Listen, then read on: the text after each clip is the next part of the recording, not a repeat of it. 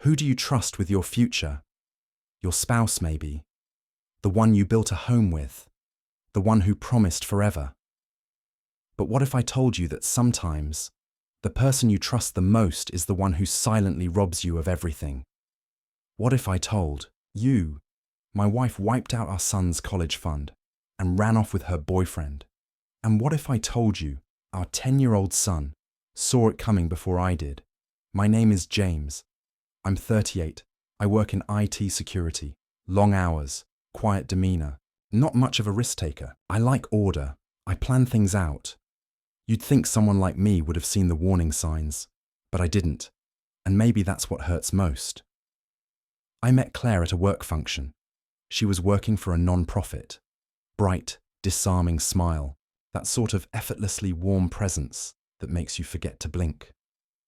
I still remember her red scarf that night, how it stood out in a room full of black suits and stiff name tags. She asked me about firewalls. I thought she was actually curious.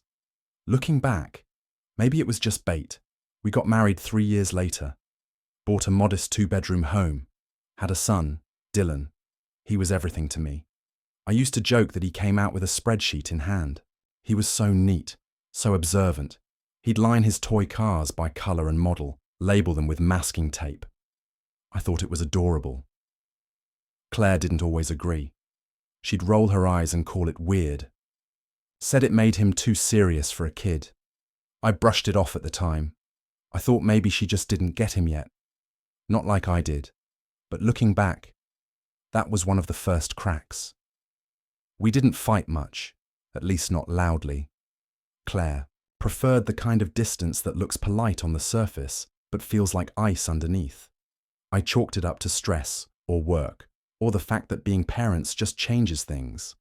She said she wanted space, started going out more, said she needed to feel like herself again. I wanted to believe her, I needed to. Because the alternative, that something darker was happening, wasn't something I could afford to face. Not then. I just kept doing what I always did, working overtime, saving diligently. Every bonus, every tax refund, every bit of extra income, all of it went into Dylan's college fund. We didn't grow up with much, Claire and I. She used to say she'd never want our son to worry about money like we did. That was one of the things I loved about her, or thought I did.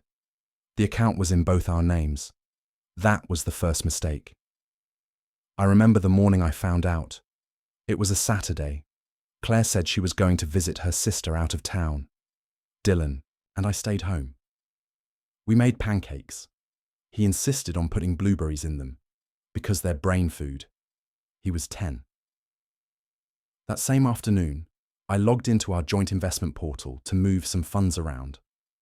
I almost thought it was a glitch 0.00, that was the balance. I refreshed the page twice, logged out, logged back in, still 0. At first, I thought maybe there'd been a system error. I called the bank. They confirmed the withdrawal. All of it, tens of thousands, gone, moved 3 days ago, transferred to a separate account. I didn't recognize. I called Claire. No answer. I texted. Nothing. My hands started to shake, not from rage, not even from fear, but from the realization that I knew what had happened. Somewhere inside me I had known for a long time. I pulled up our security camera app, the one she didn't know I still had access to, the one tied to our garage feed. 2 nights ago, 11:43 p.m. Claire, in jeans and a hoodie, one suitcase, a man helping her load it into the trunk of a black Jeep. He kissed her. She kissed him back. The next clip, her walking back inside, going into Dylan's room. She sat on the edge of his bed, whispered something, kissed his forehead. I paused the video. I stared at it for a long time. I wanted to scream, but Dylan was in the next room, humming to himself, still proud of the blueberry pancakes. So I didn't scream. I walked in and sat beside him. He looked up at me, eyebrows furrowed like he was trying to decode something important. Then he said it. Is Mum not coming back? Just like that. No tears. No panic. Just truth. Simple and sharp. I couldn't answer right away. So he spoke again. She told me not to tell you, but I think that's wrong. And in that moment, I realized my 10-year-old son was braver than I had ever been. Claire had whispered lies into his ear, and he had chosen honesty. I told him the truth, as much of it as I could. We hugged for a long time. He didn't cry. But that night, I did. After he was asleep, I stared at the ceiling for hours, not because I didn't know what to do next, but because, for the first time, I did. And what I planned to do would change everything. A few days after Claire vanished, I got an email. No subject line, just her name in the sender box, like it was supposed to mean something. I didn't open it right away. I stared at it for hours, hovering my mouse over it like it was a ticking bomb. When I finally clicked it, all it said was, "James, I'm sorry for how things happened. I didn't plan to hurt you or Dylan. I just needed something different. Please let me explain. Can we talk?" It was signed with her name. No love, no warmth. Just Claire. I didn't reply. Not because I didn't want to hear what she had to say, but because I already knew what she would say. And I didn't want to give her the satisfaction of thinking she still had control over this. I wasn't the same man she left behind. Dylan and I, we started building our own rhythm. He wanted to sleep in my bed for a while, said he didn't like the quiet in his room anymore. I let him. Every night, he asked the same thing before we drifted off. "Do you think she's coming back?" And every night, I gave him the same answer. "I don't know. But even if she does, she doesn't get to hurt us again." That seemed to be enough for him. But one evening, as I was folding laundry, I heard him say something under his breath, almost like a whisper to himself. She picked him over me. That broke me more than anything Claire had done. Not the theft. Not the betrayal. Not even the kiss on the security footage. But the quiet ache in my son's voice. The way a 10-year-old boy internalized abandonment like it was his fault. That's what burned. I knew then, more than ever, I couldn't just let this go, but I also knew better than to react recklessly. So I waited. 3 weeks passed. Then, out of nowhere, Claire showed up at our front door. No warning, no call, just there. Dylan was at school. I had taken the day off. Paperwork, some legal advice, quiet things I didn't talk about. She looked thinner. Her hair was messier. She wore sunglasses, even though it was cloudy. Part of me wanted to believe it was guilt weighing her down. But her first words, "We need to talk." No apology, no hello, just command. I didn't step aside to let her in. I just stood there and looked at her. She sighed, pulled off the sunglasses, and for a brief moment, I saw it.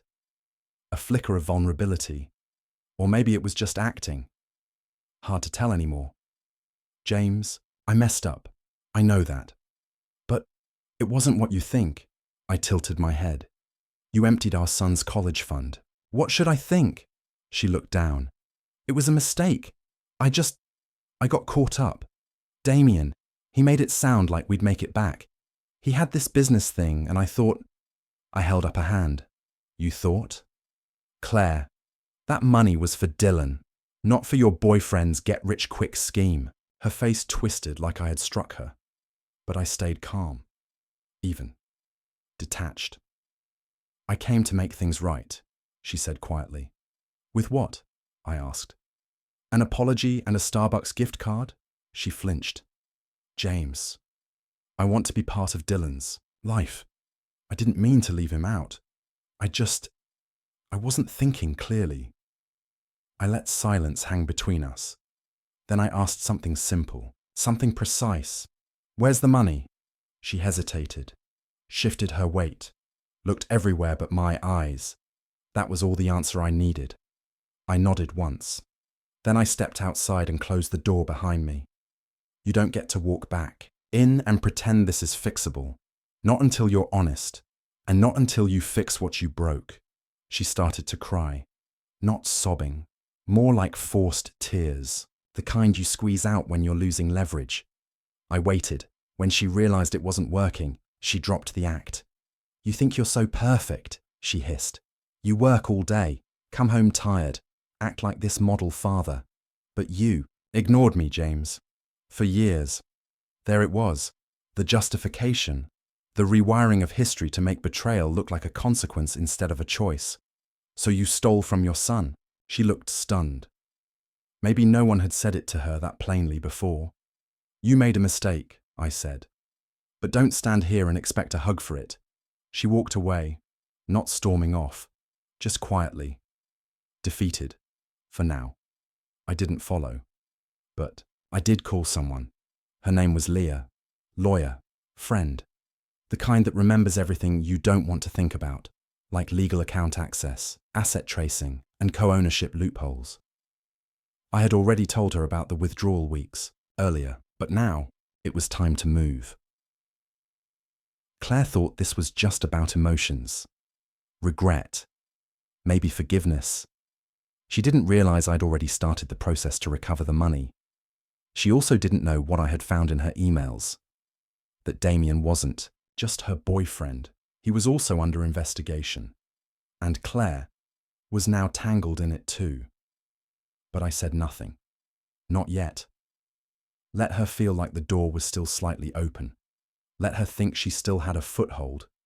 Because when the door really shut, it would slam so hard she'd feel it in her bones. There's something that happens when you finally stop pretending. A kind of silence sets in. Not emptiness, not despair. Just clarity. Cold, precise clarity.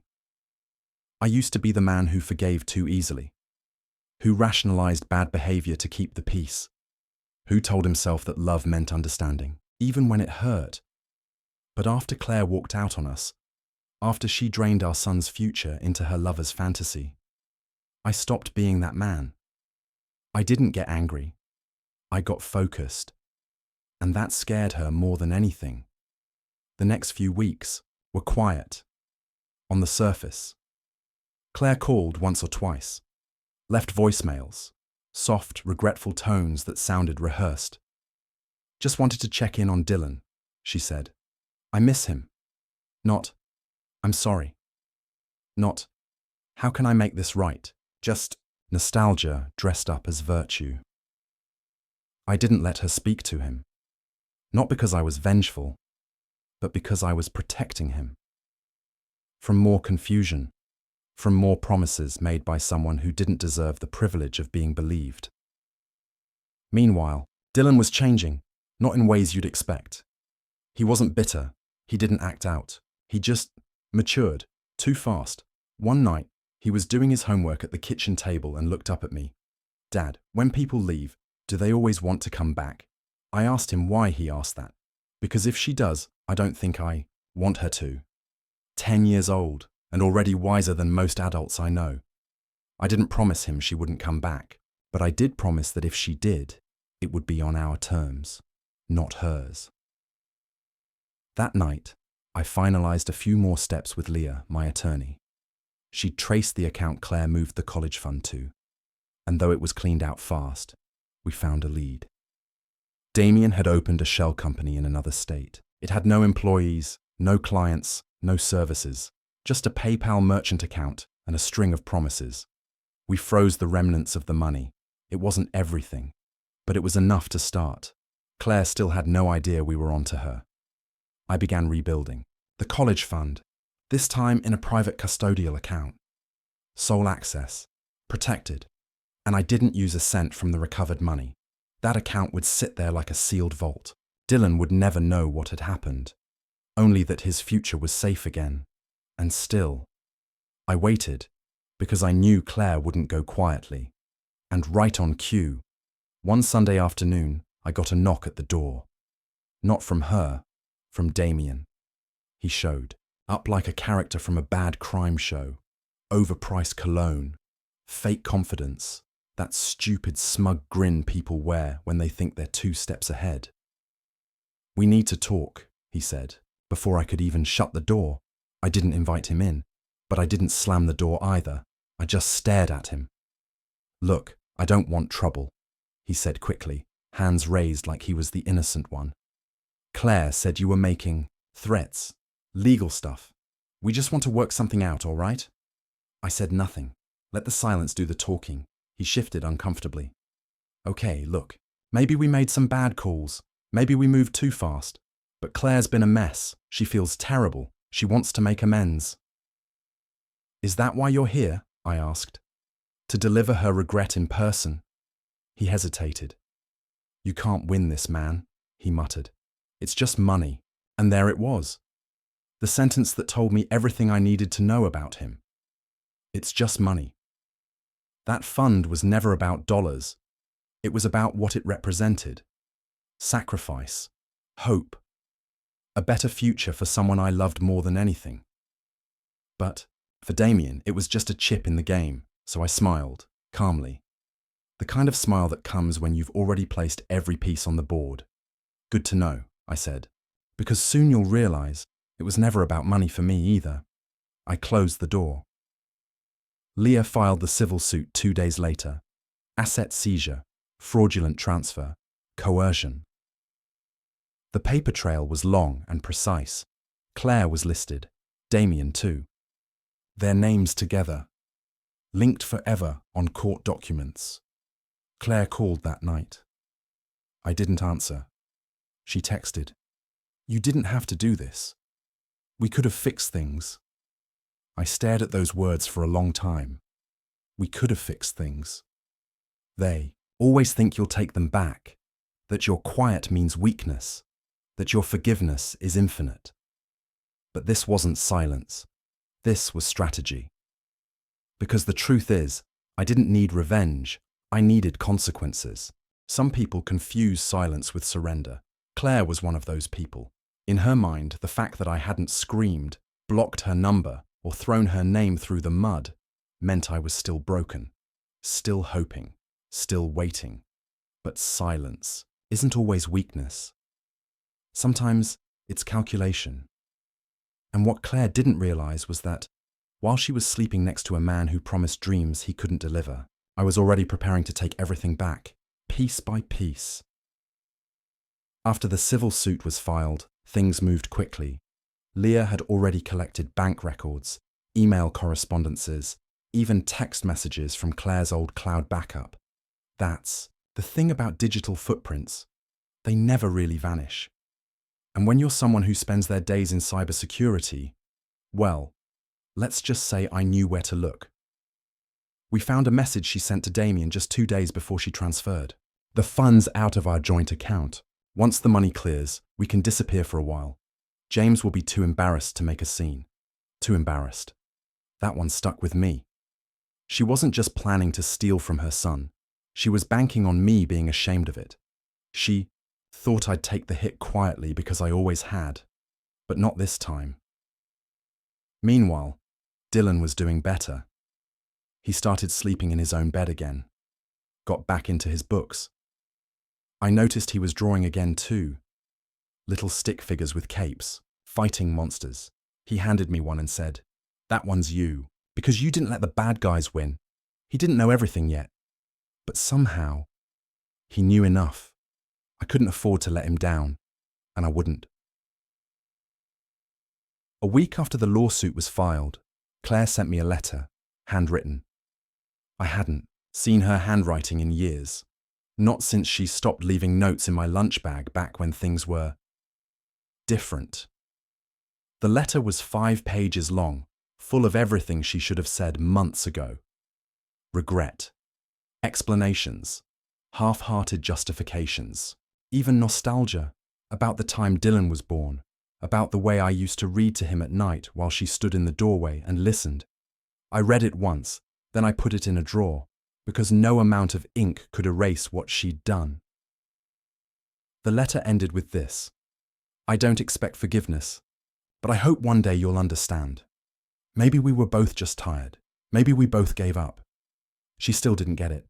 I hadn't given up. I'd been fighting, just in a way she never noticed, because she never looked close enough.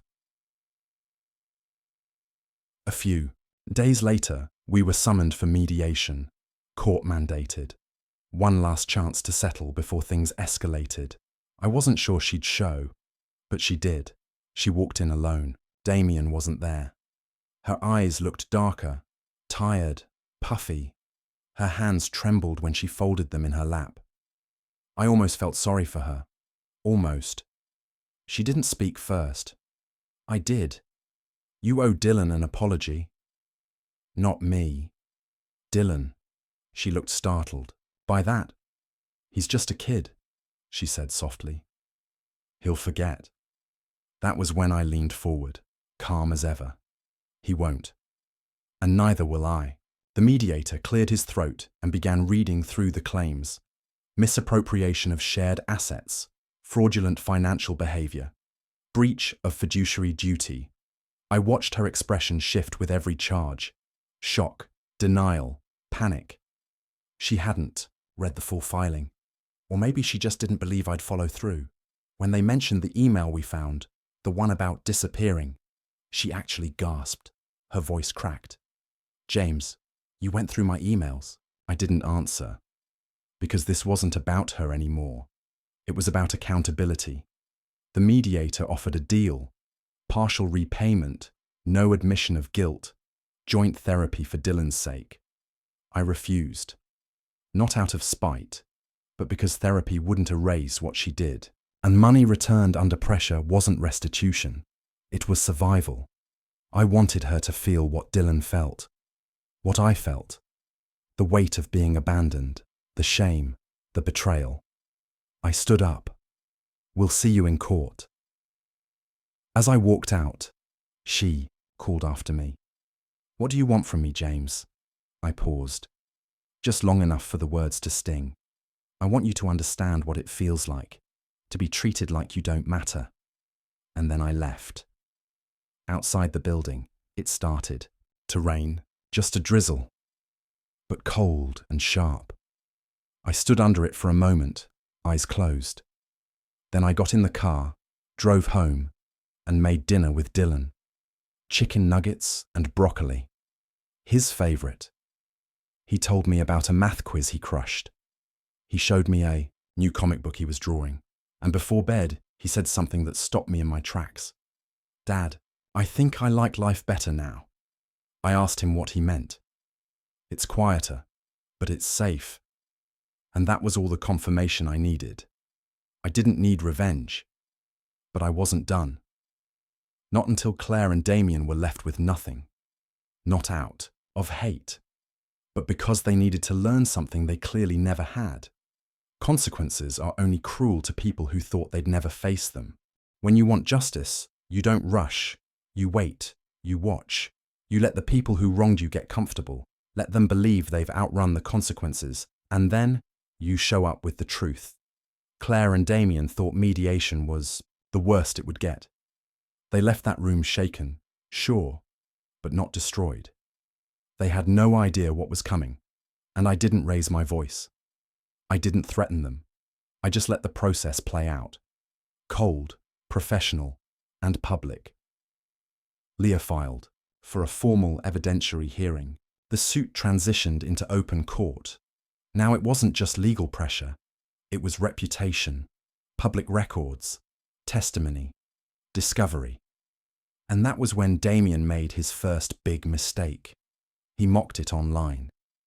Some anonymous Reddit account, later traced back to his IP, posted a thread in a finance forum titled, "My GF's bitter ex is trying to sue us because we're happy." It didn't get much traction, but one of the comments under it, from another anonymous user, said, "Maybe your happiness shouldn't be funded with a kid's future."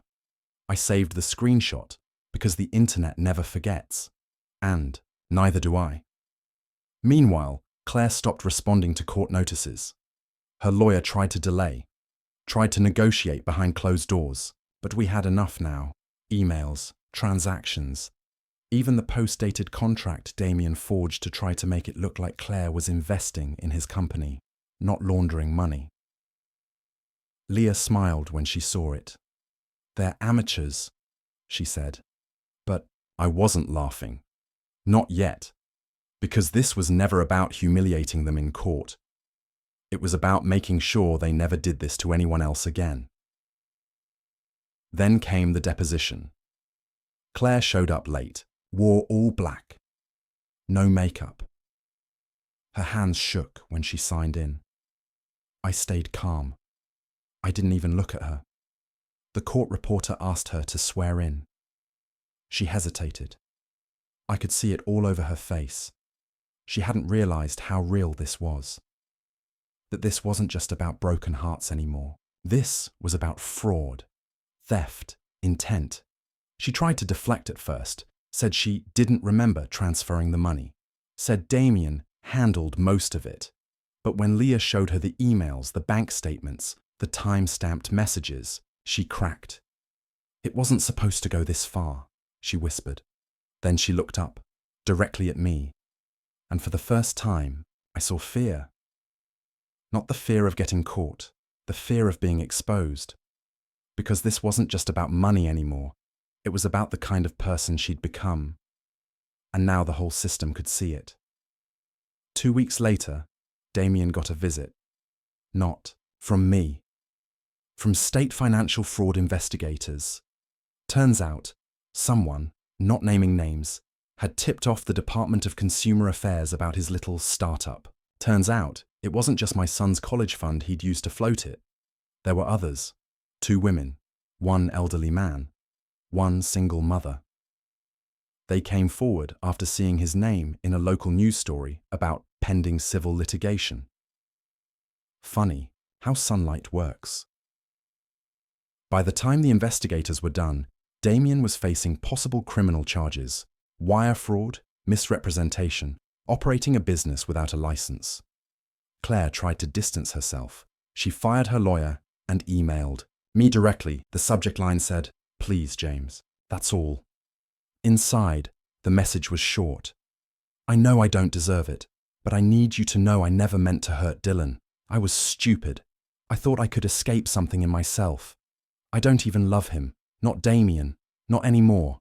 I just don't know who I am without you." I didn't reply, because this wasn't about me anymore. This was about the kid upstairs, practicing spelling words and building Lego cities while his mother crumbled under the weight of her own decisions. She could figure herself out on her own. Time. The court issued an injunction. Claire was ordered to repay the full amount plus interest into a trust fund, one she had no access to. The judgment was binding. Garnishment if necessary. Damien was barred from starting another business without court oversight. And me, I didn't celebrate. I took Dylan out for ice cream. We sat on a bench. He got mint chocolate chip. I got coffee. He looked up at me and said, "You're not mad anymore." I smiled. "No, I'm just done letting people take from us." Then he said something I'll never forget. "I didn't tell you before, but I saw her crying that night before she left. I think she knew she was doing a bad thing." I nodded. Maybe she did. But knowing something is wrong doesn't stop it from being wrong.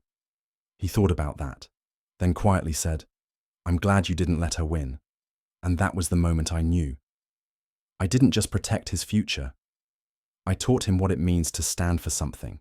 It's funny how people always expect the one who was betrayed to be the broken one. They look at you like you're fragile, like you're supposed to shatter in front of them so they can feel less guilty about what they did. But I never shattered. Not once. I just got quiet. And then I got smart. After the court ruling, I kept my distance. I wasn't interested in Claire's apologies, or Damien's crumbling business, or the whispers going around their circle of friends, the ones who once smiled at our dinner parties and now pretended not to know her. What I was interested in was finishing what I started. You see, this wasn't just about financial compensation anymore. It was about integrity and legacy, Dylan's legacy. So I did something Claire never expected. I reached out to her parents. They were good people, quiet, private. We hadn't spoken much after the separation. I figured they'd taken her side. But when I called her father, he answered on the second ring. He didn't say hello. He just said, "I'm sorry. We met that weekend. At a park Dylan used to play in when he was younger. I brought him along. Claire's mum cried when she saw him. "He looks just like you," she said. And then, quietly, she added, "That's a blessing." They told me everything. How Claire had lied to them, told them I'd shut her out, that I was emotionally distant, that she had no idea where the money had gone. They'd believed her. Until the lawsuit. Until the news story about Damien's fraud case hit the local papers. Her father handed me a manila envelope. Inside, copies of text messages Claire had sent them, screenshots, notes. One message from months ago read, "Don't worry, James will never take it to court. He doesn't have it in him." She had underestimated me every step of the way, but what struck me most was how her parents looked at Dylan, not with pity, but with shame, not directed at him, but at themselves for believing the wrong person. We stayed for lunch. Dylan talked about school, his comic books, how he wanted to be a marine biologist or a cartoonist. Maybe both. Before we left, Claire's mother pulled me aside. "Thank you for not turning him against us," she whispered. "You had every right to." I just nodded, because I wasn't interested in revenge. Not really. I was interested in truth, and the truth was finally doing what it always does. Rising.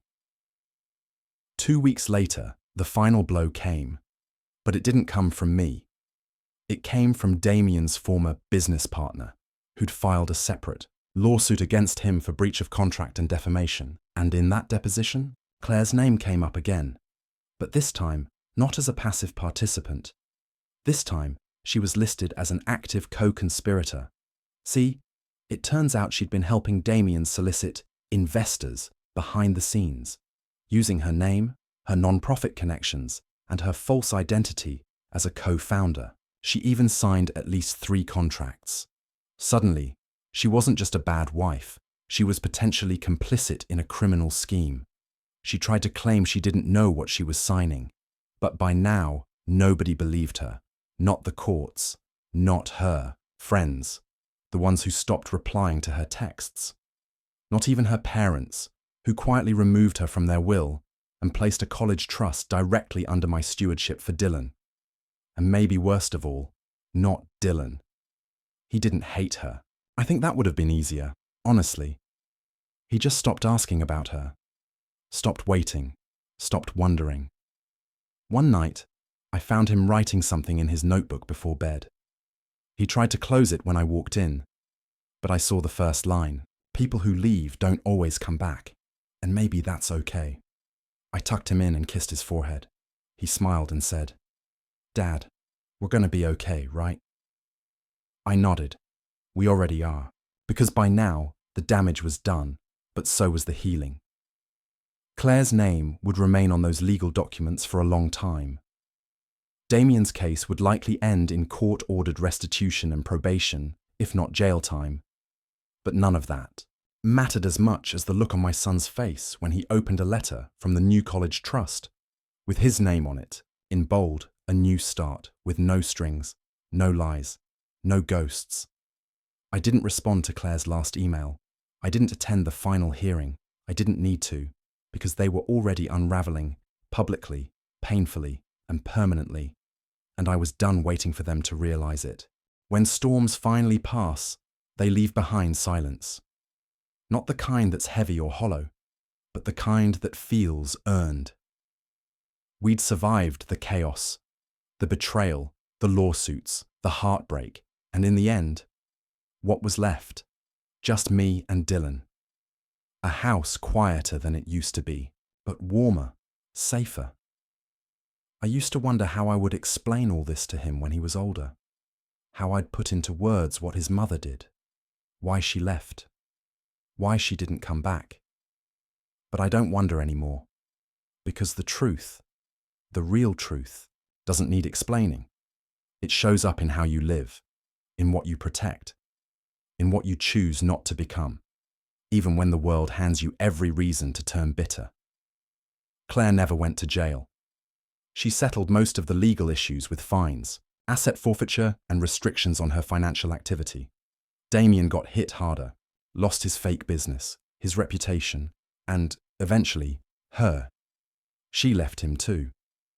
Apparently betrayal is only fun until it happens to you. I heard she moved to another city, working some office job, trying to stay invisible. I never tried to contact her, never checked her social media. I just let her go. She had already shown me who she was, and I had nothing left to ask. But I did keep one thing, her last letter, unopened. I tucked it into a drawer at the back of my closet, not because I wanted to read it someday, but because it reminded me of something important. Closure doesn't come from the people who hurt you. It comes from what you do after. And I chose to build again, not just financially. Though yes, the new college trust for Dylan was stronger than ever, with contributions from me, his grandparents, and even anonymous donors who'd heard our story through local news. But more than that, we built emotional safety. Saturday mornings became our ritual, pancakes with blueberries, walks to the library, movie nights with superhero marathons and too much popcorn. He started writing stories, at first just silly ones, aliens and dragons and talking refrigerators. But then, one day, he handed me something different. A short story, titled simply, The Man Who Didn't Break. I read it in silence. It was about a boy whose mum left and whose dad didn't fall apart. A dad who, in the boy's words, held up the sky even when it cracked. I didn't cry. Not then. But I folded it carefully, put it inside my journal, right next to the ultrasound photo from when Dylan was just a bean-sized blur. That night, before bed, Dylan asked me if I missed her. I paused, not because I didn't know the answer, but because I wanted to give him the right version of it. I miss the person I thought she was, I said. He nodded. Then he said it, the line that brought every part of this story full circle. Maybe she wasn't ever that person. Maybe you just loved her enough to imagine she was. I looked at him, stunned. 10 years old. But somehow, carrying wisdom that felt ancient. Where'd you hear that? I asked. He smiled. I made it up. But it sounds like something you'd say. That was the moment, the one that made everything make sense. Because this wasn't a story about revenge. It was about resilience. It was never about ruining Claire or Damien. It was about protecting my son from the lie that being betrayed means you're broken. We weren't broken. We were remade. And I could finally look in the mirror and know that I hadn't let the worst version of someone else turn me into the worst version of myself. One day, maybe Dylan will ask more questions. Maybe he'll want to know every detail, every document, every dollar that disappeared.